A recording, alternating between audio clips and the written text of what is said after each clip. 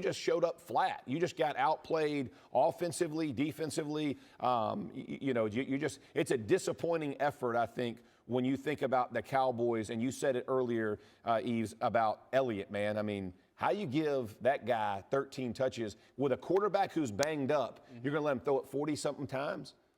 I don't know, man. I just from the perspective of an offensive lineman, I would not have been happy. I can tell you that. I know going in, we are going to ground and pound it. We're going to keep the hottest player in our division, being Carson Wentz, on the bench as often as we can.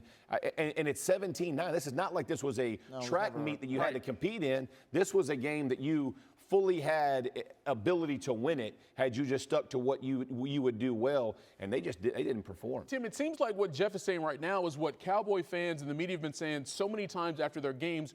What were they doing? What were they thinking? What was the scheme? What was the strategy based on what was at stake here? Where was the fire? Where was the sense of urgency of what was at stake? I mean, I, like Jeff, thought, and I think I was sitting here last week being like, look, when they play their best, they're almost as good as anybody. Absolutely. They have talented players. Yes.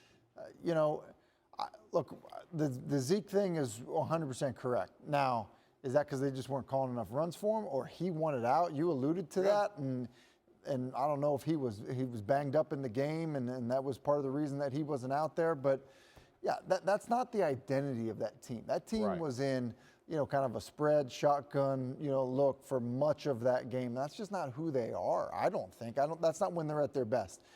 Last Sunday, we were sitting here talking about how they had two backs go for over 100 yards. Right. And how impressive was that?